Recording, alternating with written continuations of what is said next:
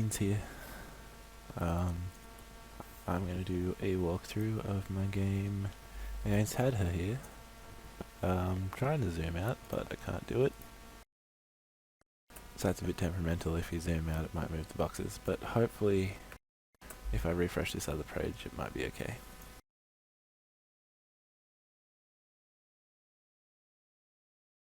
So here we go. I had a really good first turn in this game. What I did was I started off, he had Marie Birdland and he had Maghreb. So I decided that I would deploy 6 or up to 6 in Argentina and 1 extra, so 4 in Queen Maud, and then 1 in Iberia and 1 in Piranha to take them both up to 4. So obviously I decided to attack Marie Birdland first, and I lost 1 taking that, so I ended up with 5 troops out of my 6, and by taking that it gave me the extra bonus for Antarctica. The other thing I was thinking was I deployed 1 in Iberia and 1 on Piranha because, as everyone knows, if you have 4 troops you can still roll all 3 attack dice. So by having 4 in each of those, it gave me 2 rolls to try and take his 3 in Maghreb. So I got really lucky there. I didn't lose a troop attacking from Iberia, so I had 4 here. And that meant that I could use the path reinforcement to take my 3 troops from Eastern Europe the whole way down to Queen Maud to help in case I wanted to hold Antarctica. So he didn't really have a very good turn this turn. If we take a look over here at the record, he put units on Sunbelt, St. Lawrence and the Sunbelt again. So, he did. I take that back. So he took the Caribbean for me, which is okay. But I mean, I feel like he needed to take Antarctica to get rid of my 1 troop or 1 extra troop bonus. So here we go. I'm going to start my next turn.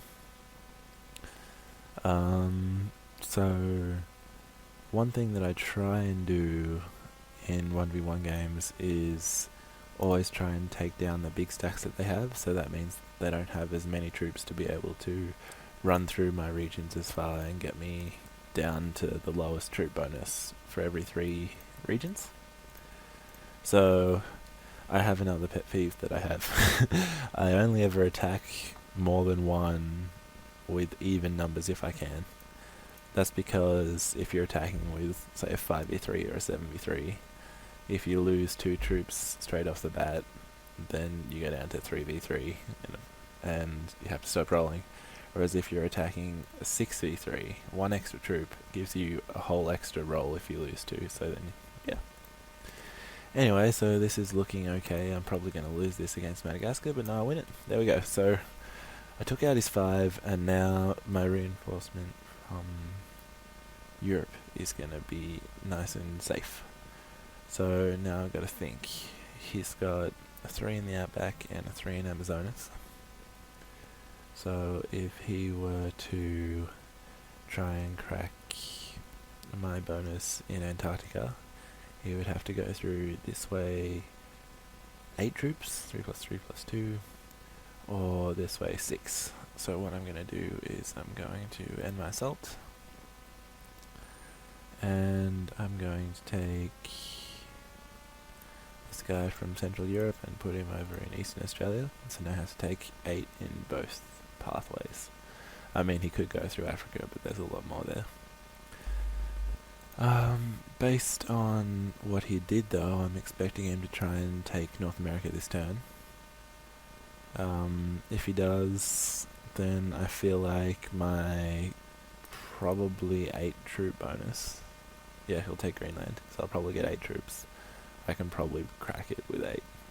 I mean, I could go through Chakotay and then Klondike or Iceland, or even up through Amazonas and Colombia if he leaves Mexico weak. So we'll see.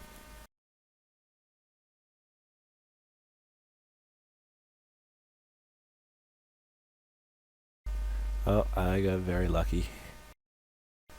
He iced out completely against Greenland. So this is just, I guess, a very lucky round. So here we go. I think it's over. Oh no, he's going to take Mexico, but it's over.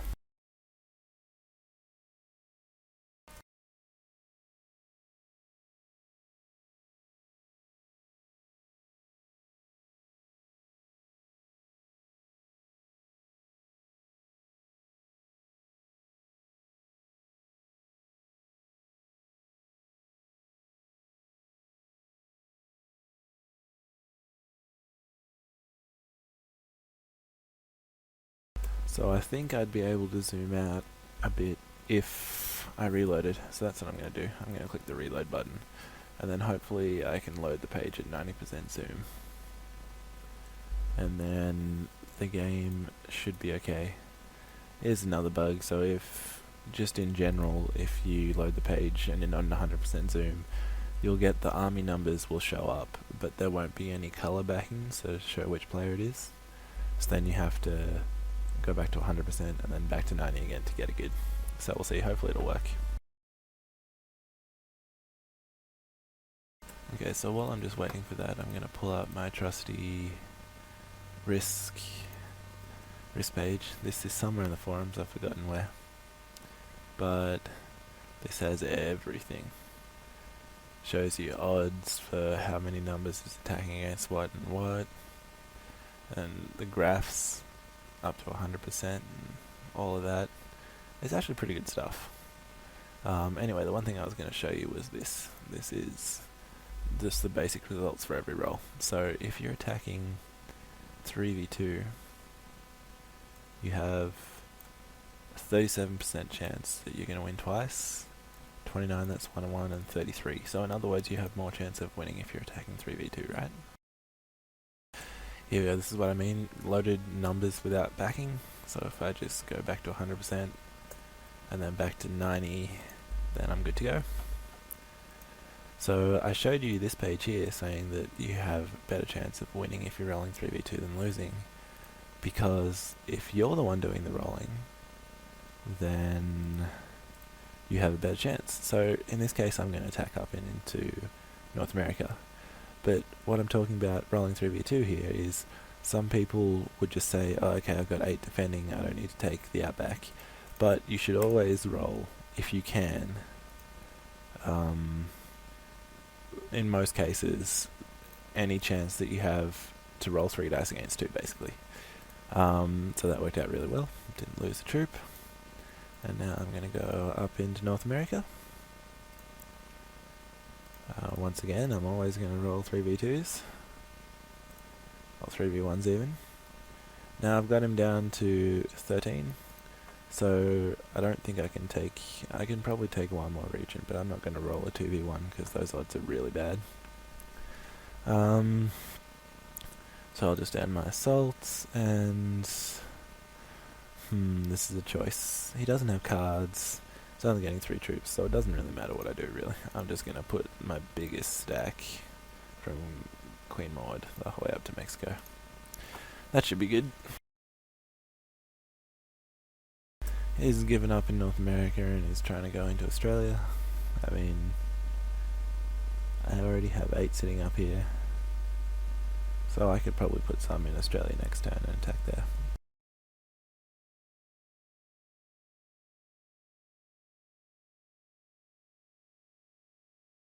Oh, back to my turn.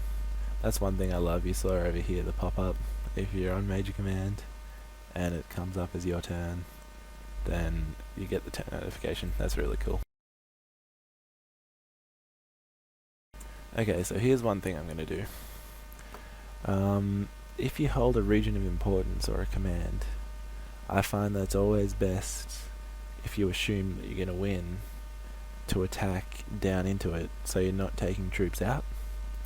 So here I'm going to put all my troops in Saka, and I'm going to attack through Yamila down to try and take Indochina.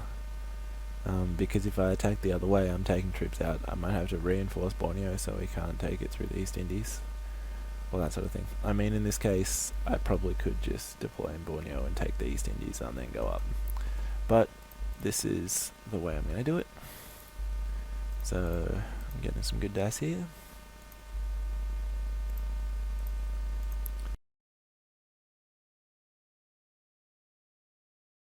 Here again, that's another example. I had 7 there, so I attacked Japan. Just second nature to attack the 1s with odd numbers and the 2s with even numbers.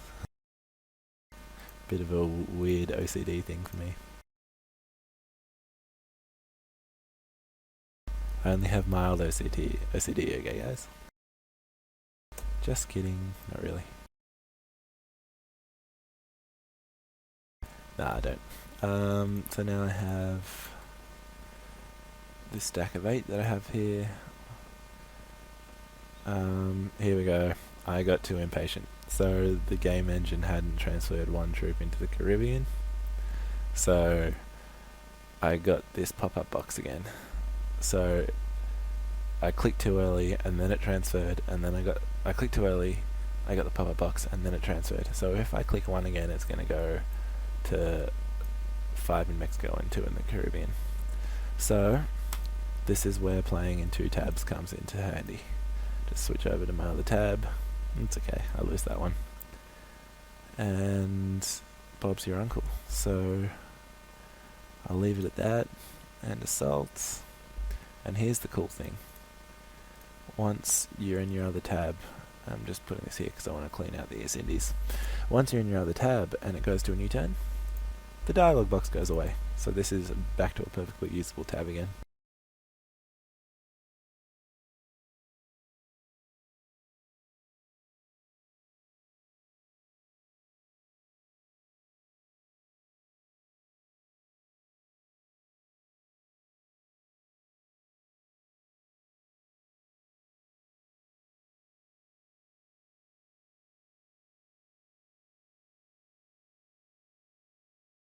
So I know in this case it's hadha playing from way behind, so it doesn't really matter. But in the general instance, if you're going second, you want to take every advantage that you're given, because the advantages of going first are huge, right?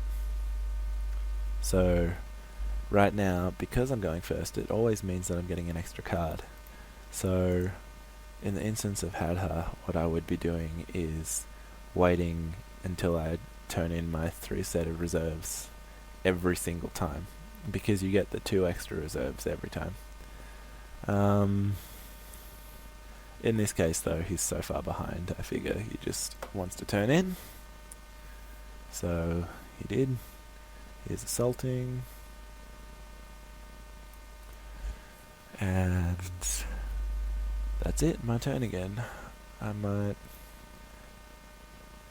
One thing I like to do is sort of clean up the board a bit. So I'm going to put 4 in the Balkans and 4 in Arabia. I'm going to bump Borneo up to 6. And I'm going to put 3 in the British Isles. This is the only... I remember there are lots of shortcut keys for the game engine. I've forgotten what a lot of them are. But the one that I always use, the only one I really use actually, is the control button. So if you hold down control and then click somewhere, it'll deploy 1 troop. So here we go, I've got 4 left. Once again, I want to crack this 6 because I want to get rid of his big stack so he can't run through me. So what I'm going to do is deploy here, but once again my OCD, I'm going to leave an even number there. And I'm going to put an even number here, up in Greenland. So let's see how I do clearing the board. Got the East Indies. Notice here how I'm attacking from Arabia first. So if I do ice out, see if I iced out in the Balkans, I'd leave my 2 1s open for attack. Whereas by icing out in Arabia first, he can only take the 1 region rather than going through and getting access to my 1s. So there we go, got some good dice. Once again, rolling 3 dice against 2 is better odds, so I guess that didn't work, but I'm going to stick to my game plan here. Didn't work for either of them, but that's okay, and over here I'll roll 3 against 2. I mean, I've already won the game. I probably shouldn't say that, Murphy will come back and jinx me, but oh well. Then I'll just grab my biggest stack and pull it down here.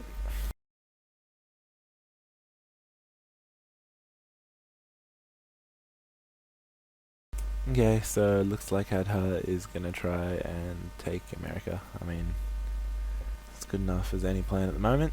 I'm going to turn in there.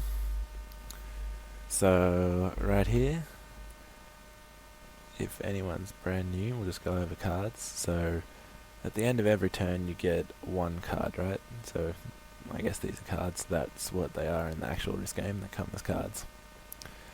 And then once you get 3 of a kind, you're allowed to turn them in for bonus reserves. So right here I've started my turn. Oh wait, no, Hadha's still ending his turn. Yep. So I stuffed up. I clicked the turn button too quickly, so it would have jumped to my next game on my game's homepage, but I'm just refreshing this page now. There we go, that's the trusty your turn in 1 games. I love that pop-up, it's so good. Okay, here we go. So once you have 3 of a kind, you can turn in to get your bonus reserves, 6 in this case. When you have just 3 cards and you manage to have 3 of a kind, then you have the option of turning in or not turning in, and the same for when you have 4. But the most you can ever hold in your hand is 5, so once you get to 5 you've got to turn them in, even if that's mid-turn when you take someone out and you get their cards. If you have more than 5 you've got to turn in mid-turn. So what am I going to do here? So I've got a set of green, so you can either have a set of, what am I talking, green? A set of white, a set of brown, a set of red, I don't have any red cards, or if you have 1 of each that counts as a set as well. So I had, see how Balkans is bold right now. If you didn't notice, I had Piranha bold as well. It gave me a 2 troop extra bonus. I only had 1 in Piranha, and now I turned in my set and I'm up to 3. So I'm just going to put it all, I mean, once I have such a big stack I don't really worry about odd numbers. Although, I did lose a fair few. Lost 7 to 6.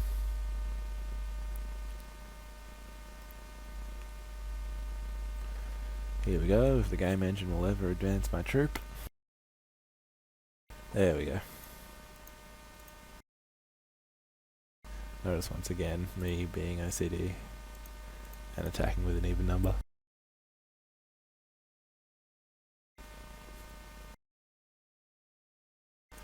And now we can hope that my 10 gets through 8 of his regions. It's not going to happen, I'd have to win every single roll. There we go.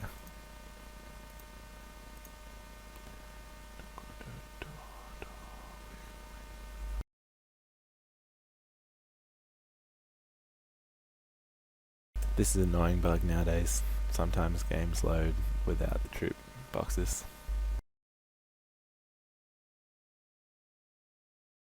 Sometime this week.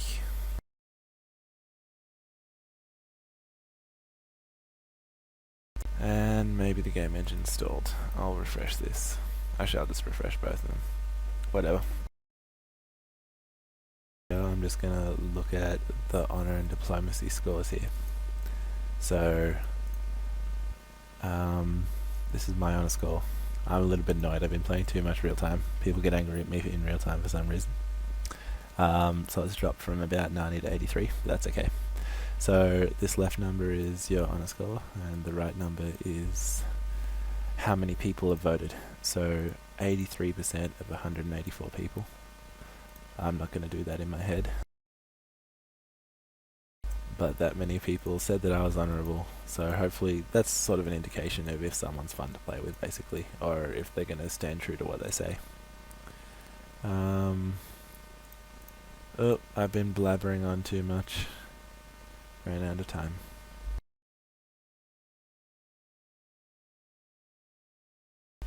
and I iced out there. Okay, I'll just send this 4 up to the Sunbelt.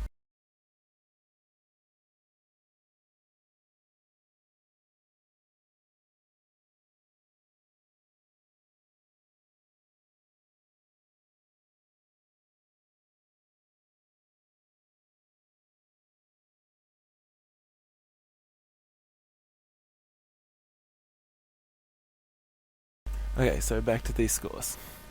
Yep, honour is basically have fun, that sort of thing. Now this diplomacy score, this is out of 1,000, and if you break an official treaty, that's going to drop by 70, I think, and then work its way back up. So this number to the right is how many treaties you've broken. Me, myself, I saw my number at 930 and thought, what on earth? And I went back through all my games and I couldn't find the one where I'd broken a treaty. So I was really disappointed that I have this one here. But after some number of days, I'm not sure what it is, your diplomacy score goes back up again. So it dropped to 930 and it's on its way back up. It's at 1,000, so I'm fairly happy with that. One thing is, I was telling you this because in the personnel tab, your diplomacy score and your honour score are here as well. So I'm looking at hadha here, and I've played a fair bit with him in singles, and he's been a good guy to play with. But his diplomacy score, 830, and his honour score is 44. So that's telling me that he's doing things that people don't like in multiplayer games particularly, because 1v1 is fairly good. I mean, see, he played out his turn there, whereas I have known people that have just left once they know they're going to lose. So anyway, this diplomacy score and honour score,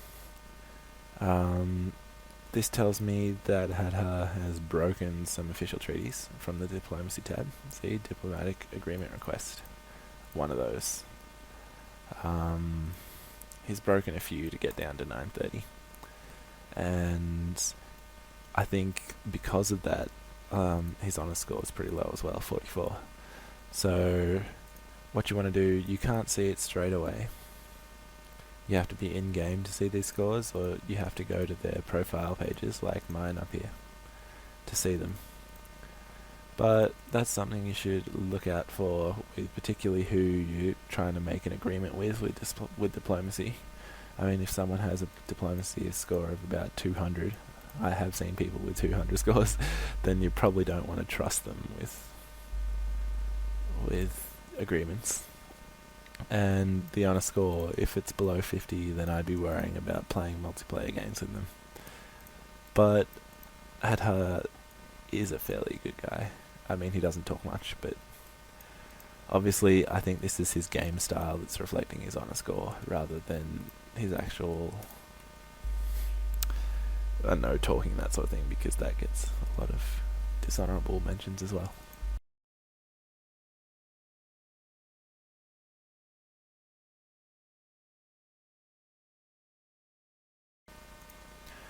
So hopefully I can finish this up this turn, and this will end my first map walkthrough. Classic Evolved, it's a good one. I like it. It's